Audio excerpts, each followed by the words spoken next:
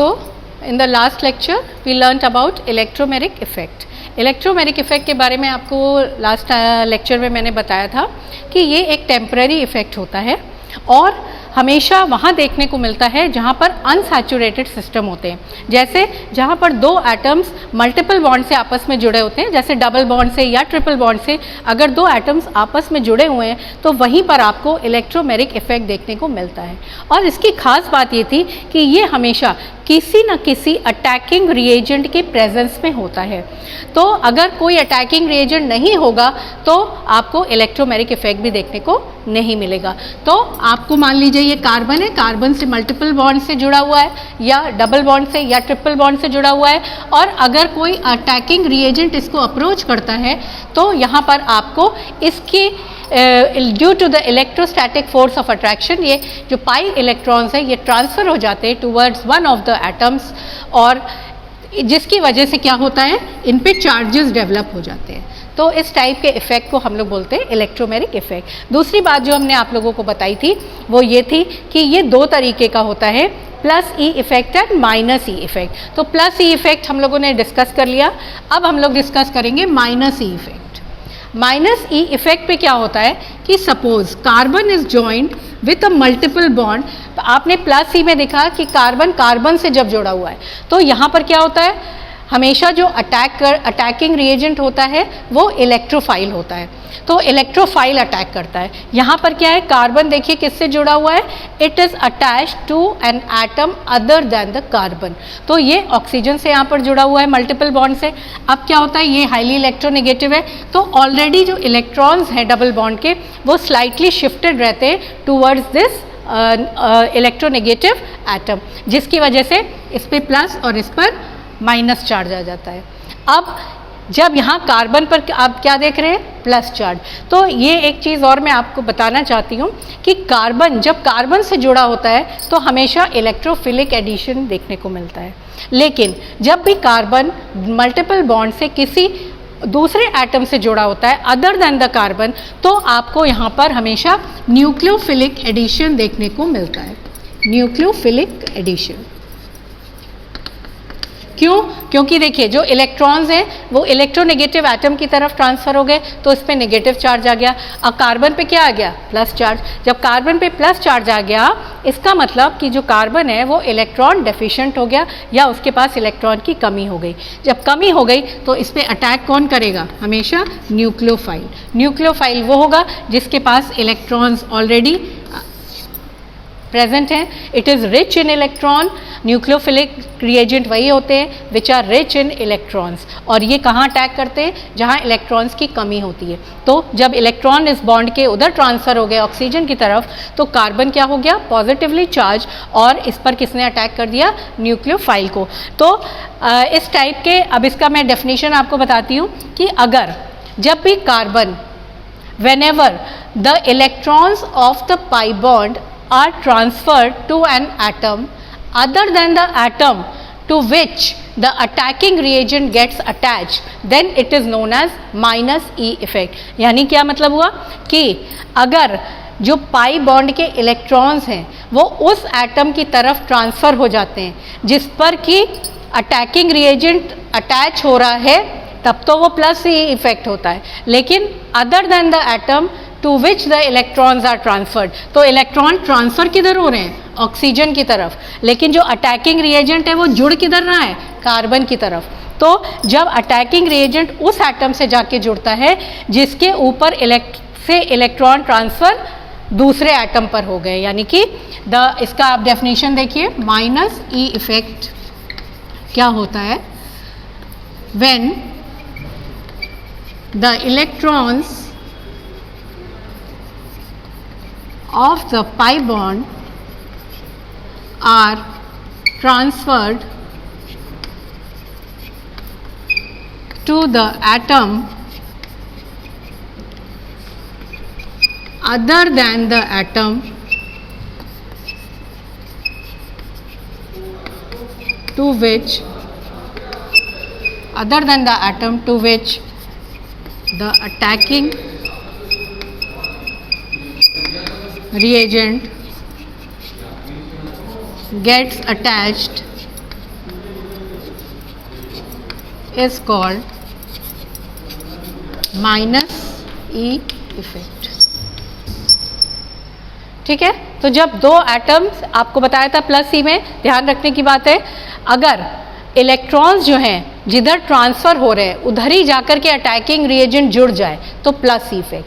अगर इलेक्ट्रॉन्स जिधर ट्रांसफर हो रहे हैं उसके अलावा जो दूसरा एटम है अगर अटैकिंग रिएजेंट उससे जुड़ जाए तो इसको हम लोग माइनस ई इफेक्ट बोलते हैं। तो when the electrons of the pi bond are transferred to the atom other than the atom to which the attacking reagent gets attached it is known as minus E effect. इसको हम लोग example से देख लेते हैं तो better समझ में आएगा। इसका एग्जाम्पल हम लोग लेते हैं माइनस ई इफेक्ट का। Addition of HCN to carbonyl group, hydrocyanic acid HCN का एडिशन कार्बोनिल ग्रुप पर। तो आपको पता है कि जो कार्बोनिल ग्रुप है इसमें कार्बन मल्टीपल बॉन्ड से किससे जुड़ा होता है, ऑक्सीजन से, यानी कि किसी other atom other than the carbon. तो यहाँ पर क्या होता है, इलेक्ट्रॉन्स ऑलरेडी शिफ्टेड रहते हैं towards the more electronegative atom due to which इसमें पहले से ही कुछ डेल्टा पॉजिटिव और इस पर डेल्टा नेगेटिव चार्ज होता है। तो यहाँ पर क्या होता है, ऐसे कंपाउंड्स में जिसमें कार्बन मल्टीपल बॉन्ड से किसी दूसरे एटम से जुड़ा हुआ है other than the atom than the carbon, तो वहाँ पर हम लोग को न्यूक्लियोफिलिक एडिशन रिएक्शन देखने को मिलते हैं। ठीक, तो आपको अच्छे से पता है HCN ये आपको डिकम्पोज होकर के H आयंस देता है और साइनाइड आयंस देता है। अब यहाँ पर मान लीजिए आपने ले लिया acetone CH3 double bond O, तो यहाँ पर already electrons oxygen is more electronegative, तो इधर की तरफ शिफ्ट होंगे, तो इस पर स्लाइड पॉजिटिव इस पर स्लाइड नेगेटिव। लेकिन चूंकि यहाँ पर देखिए कार्बन पे क्या आ रहा है, पॉजिटिव चार्ज, तो अटैक कौन करेगा हमेशा, पहले न्यूक्लियोफाइल। तो उसके बाद इसमें होता है इलेक्ट्रोमेरिक इफेक्ट, किसकी प्रेजेंस में, इन प्रेजेंस ऑफ साइनाइड आयंस।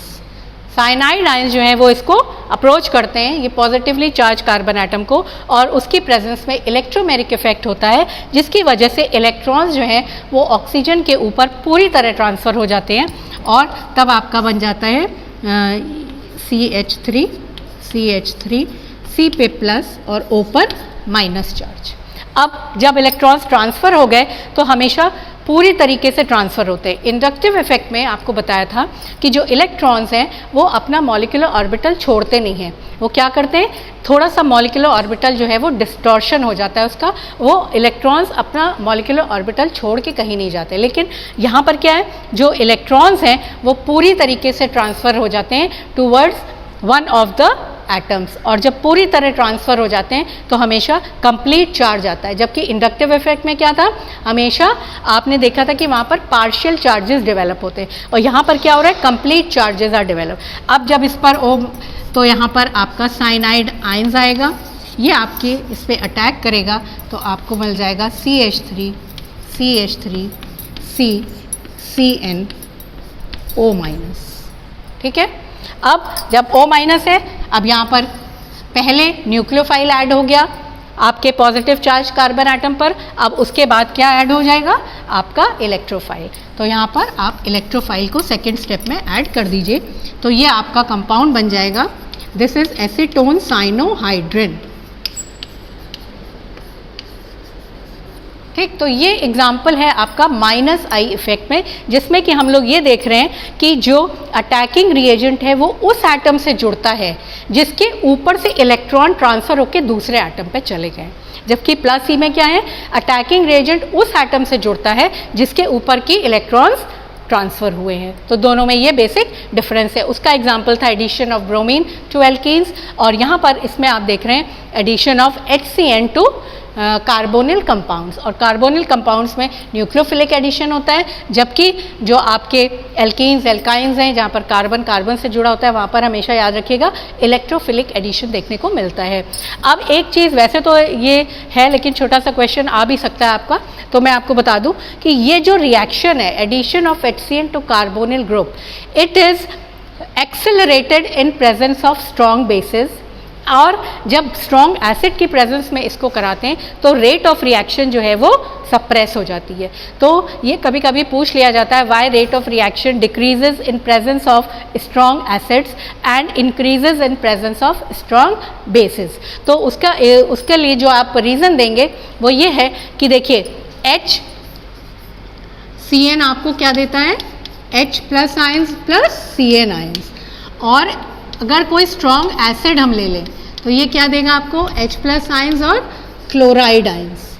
ठीक है, तो जब हम कोई स्ट्रॉन्ग एसिड, अब क्वेश्चन ये है कि स्ट्रॉन्ग एसिड की प्रेजेंस में इसकी रेट ऑफ रिएक्शन कम क्यों हो जाती है। तो स्ट्रॉन्ग एसिड की प्रेजेंस में इसकी रेट ऑफ रिएक्शन इसलिए कम हो जाती है just because of common ion effect. देखिए आप यहाँ देख रहे हैं ये भी H आयन दे रहा है और ये भी H आयन दे रहा है। तो कॉमन आयन इफेक्ट की डेफिनेशन क्या है कि when to a weak electrolyte, when to a weak electrolyte a strong electrolyte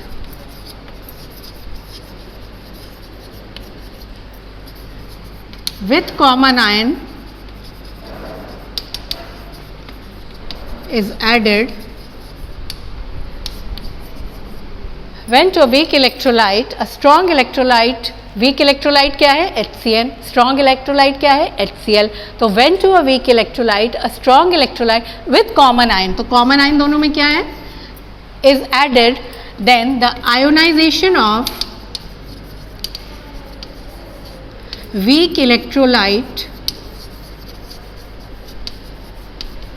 is suppressed।